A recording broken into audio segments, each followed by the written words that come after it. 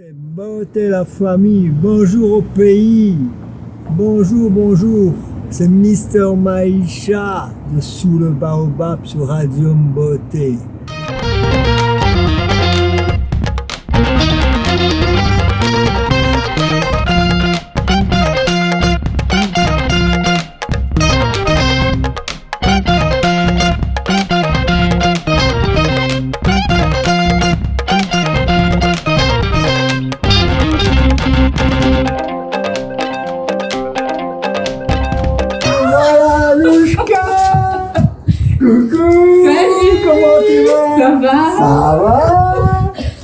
Salut la famille. Donc, vous avez vu, nous sommes arrivés chez Anouchka.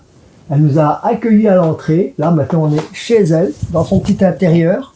Et donc, avec Anouchka, on va parler de pole dance et un petit peu aussi combattre ce fameux préjugé qu'on a, qui est la pole dance, qui est la discipline pour le striptease. Oui, c'est ça. Voilà. Donc, nous, on va parler de ça. On va parler bien sûr côté striptease. Pourquoi? C'est un fait. Oui, voilà. Mais il y a aussi le côté artistique et le côté compétition.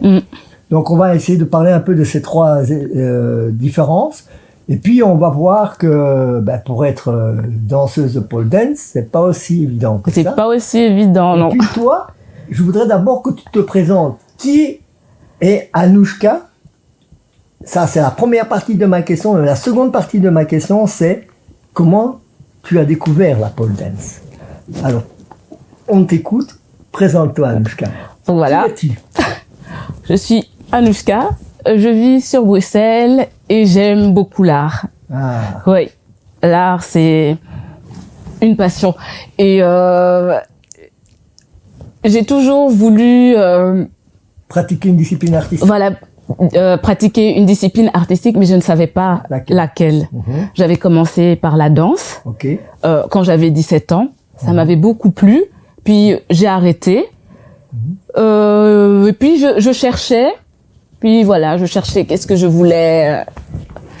Et je me souviens un jour, j'étais donc à Malte. Dans une boîte de nuit. Wow. Oui. Il y avait donc une barre de pole dance. Je sais pas, elle était là. J'avais voulu grimper sur la barre. Je suis même pas arrivée. Et je me suis dit, mais alors comment font les filles, ceux qui font du cirque ou celles qui font du cabaret arrivent à faire des figures sur une barre verticale? Ok. Mais tu l'as découvert comment? Aussi par des vidéos aussi? Oui. Tu as fait des recherches après être à Malte?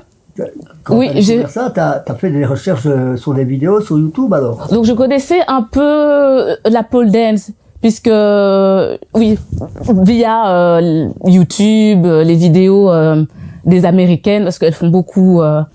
Donc je connaissais un peu, donc je regardais un peu des cirques, un peu les Américaines.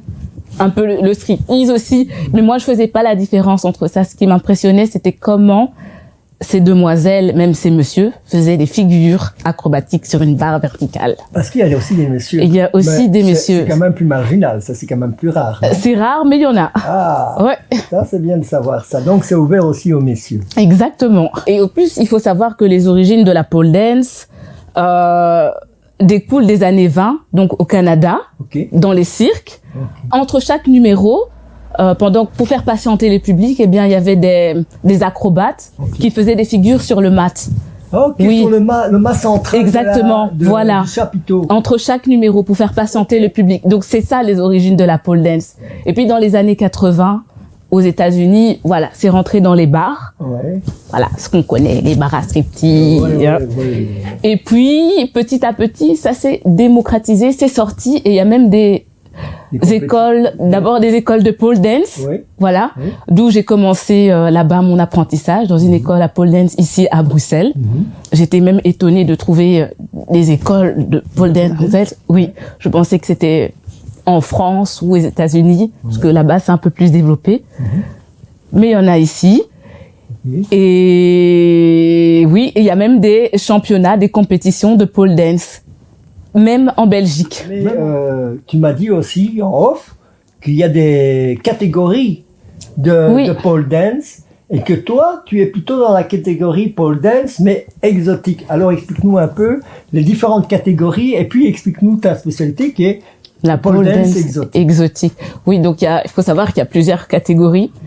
Déjà, il y a le pole sport, où là, c'est, voilà, tu fais tes figures acrobatiques, très sportives, très rythmées, un peu comme de la gym rythmique. Voilà, c'est aussi impressionnant. Et il y a la pole exotique. Okay. Voilà, qui est beaucoup plus assumée parce que voilà, ça va un peu ressembler aux stéréotypes. Ouais. Mais donc dans la pole exotique, il y a aussi le côté danse. Et tu es obligé d'avoir tes plateformes. La spécificité, c'est les plateformes, les fameuses plateformes à partir de 15 cm jusqu'à 20 cm.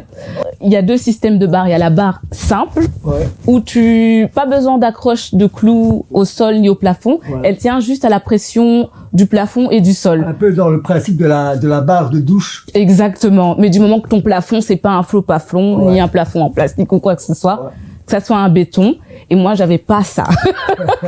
Donc, heureusement, il y a une marque de barres de pole dance qui en propose d'autres, qui propose donc des barres avec des plateformes, des barres, X-Pole, XT. Oui, et elle est transportable. Donc, tu peux te déplacer partout avec ça? Je peux me déplacer partout. Je peux poler à l'extérieur, dans un parc, à la plage, dans un hangar chez moi ou dans la rue. Oui, donc si quelqu'un te dit bon, moi je voudrais faire j'ai une soirée et je veux avoir un numéro de pole dance, même dans son bar, dans son restaurant, enfin là où il y a l'espace. Là où il y a l'espace et de la hauteur. Et de la hauteur et même un centre culturel. Oui.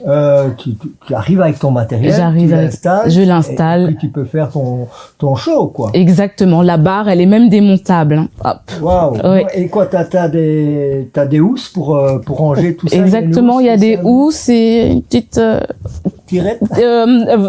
Valise, voilà, une petite voilà. Sur roulette comme ça. Sur roulette. Tu peux tirer facilement sans que ce soit trop lourd pour toi. Exactement. Ok.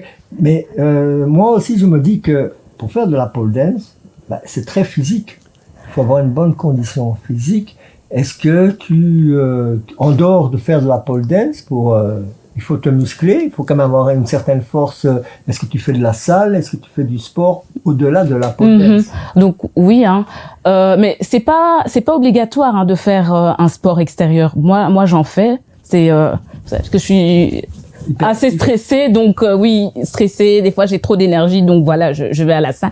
Mais c'est pas obligé de pratiquer autre chose puisque la pole dance c'est un sport et à chaque entraînement, tu prends de l'endurance, tu te renforces. Mais oui, pratiquer un sport à l'extérieur, ça t'aide, oui. Ça peut t'aider, ne fût-ce que pour garder la forme. Pour garder la forme, oui, mais c'est pas nécessaire. Et ça prend combien de temps avant d'avoir un résultat en tant qu'élève? Quand tu veux faire quelque chose, t'as envie d'avoir un résultat assez rapidement. Bon, je suppose que ça dépend aussi de chacun. Ça dépend de chacun et de sa pratique. Est-ce qu'il y a une moyenne, disons 6 mois, 1 an, pour pouvoir faire quelque chose d'un peu convenable, quoi? En fait, ça dépend de chaque personne, de sa motivation. Moi, déjà, quand j'ai commencé la pole dance, j'ai commencé dans une école parce que je sais qu'il y a des vidéos, même YouTube, des tutos YouTube, mais c'est toujours mieux dans une école puisqu'on t'apprend les bases et quand tu mets ta main là, ça change parce que si tu mets la mauvaise main, tu peux vite te faire mal et tomber. Moi, je faisais 1 fois par semaine quand j'ai commencé. Après, je voyais que ça te tétillait, t'en avais vraiment envie, j'étais vraiment motivée, oui. Et donc, j'ai acheté ma propre barre. Et donc, je faisais l'école et chez moi. Qu'est-ce qu'on entend par pole dance exotique? Déjà, il y a les fameuses plateformes. Et donc, la pole exotique, c'est un mélange de danse et de figures acrobatiques aussi. Oui. Aussi, une des particularité, une des difficultés, il faut séduire, mais il faut pas être vulgaire. Est-ce que tu développes des thèmes en particulier? Est-ce qu'il y a une création au niveau du thème que tu choisis par rapport à une musique ou par rapport à est-ce que tu crées des figures spécialement qui font penser à ce que tu veux exprimer? Ouais. C'est plutôt la musique, donc c'est les musiques qui m'inspirent. Voilà, tu mets un son, j'écoute la musique des fois même le texte, et puis je laisse mon corps s'exprimer. Il y a des figures qui sont typiquement pour la pôle exotique par rapport à d'autres formes de pôle. Les figures peuvent être les mêmes, mais comme j'ai dit, dans le pôle sport, c'est vraiment comme la gym rythmique quoi. Tandis que pôle exotique, il y a les vagues aussi, mais aussi les figures acrobatiques avec. Hein. Okay. Donc voilà. Okay. Donc ça pourrait être complémentaire, par exemple. Ta discipline pourrait être complémentaire, par exemple, si un artiste, un chorégraphe qui est un petit peu imaginatif, pourrait demander à des filles de pole dance de venir faire des figures avec des autres danseurs qui évoluent en dessous. En dessous, oui. Donc ça peut être complémentaire exactement. À des shows de danse. Ça pourrait très bien donner même. La manière que tu m'en parles, ça me fait penser à de la danse. Oui, c'est de la danse. Donc oui, la pole dance, c'est un mélange de danse et de figures acrobatiques. Voilà, donc... ça, d'où pole dance. Monsieur, dame, chorégraphe, réfléchissez, peut-être qu'on vous a donné une idée. 50% pour moi. Mais moi, j'ai une question pour toi qui me tarote là dans la tête depuis un moment. Est-ce que t'as pas eu des peurs, des préjugés que ça pouvait avoir sur ta réputation en tant que personne, sur ta famille? Comment est-ce que ta famille est-ce qu'elle a accepté ça facilement ou pas? Est-ce que t'as pas eu des peurs de tous les préjugés qu'on pouvait avoir par rapport à cette discipline-là qu'est la pole dance? Oui, j'aime beaucoup cette question. Hein. C'est vrai, parce que c'est vrai qu'il faut assumer, hein, faire la pole, déjà même sur Instagram aussi. Mais les gens, ils sont gentils sur Instagram. Hein. D'abord, ils demandent tu es stripteaseuse, qu'est-ce qui se passe? Mais après, ils regardent les vidéos, tout ça, et ils sont impressionnés. Pour faire quand même de la pole, il faut quand même... il faut avoir une personnalité bien assumée quand même. Et moi, je cherchais un challenge, et je pense que je l'ai trouvé, quoi. Et comment ta famille a pris ce côté-là, où tu te dis, papa, maman, écoute, maintenant, je fais de la pole dance. Oui, donc je suis proche de mon père et je lui ai donc dit que je faisais de la pole dance. J'assumais, mais je savais aussi que mon père... Il est tolérant, assez tolérant ou il aime beaucoup le sport. Voilà. Et comme par hasard, il avait déjà entendu parler de la pole dance et il savait qu'il y avait des compétitions de pole et il était même étonné que j'en fasse, que sa fille, tu sais te soulever sur la barre verticale. Ah, ma fille, elle est sportive, quoi. Ouais. Et oui, il a été impressionné. Et d'ailleurs, même comme il est kiné, des fois, je lui demande des conseils pour telle ou telle figure, parce que des fois, il faut avoir le dos ou faire un écart comme ci, comme ça. Et comment bien faire le mouvement pour pas que tu te blesses, quoi. Exactement, oui. Des conseils aussi d'échauffement, d'étirement. Okay. Mais mon père, il a bien pris. Il était étonné. Voilà, étonné, je dirais. Mais moi, je voudrais, Anushka, si tu es d'accord, que tu nous montres un petit peu quelques exercices, quelques techniques pour qu'on puisse mieux se rendre compte de ce que c'est que la pole dance. Exactement. Hein. Est-ce que tu es d'accord de nous faire une petite démonstration? Et tout à l'heure, je te demanderai de relever un défi. Est-ce que tu es capable de relever des défis? Oui. Okay. Eh bien, on fera ça après. Mais est-ce que tu peux te préparer pour que on puisse voir un petit peu, tu nous expliques, tu nous donnes les termes, tu nous montres les techniques et tu nous fais quelques figures. Donc avant de commencer donc cette petite prestation, il est obligatoire que je m'échauffe. Il n'y a pas de problème, on est là. Parce que sinon ça fait des petits bobos et comme tu as là. You can still go, even when you feel slow, you can still go, even when there's no hope, you can still go. I never answer to no, man, I still go. Donc l'open V, la figure donc de base.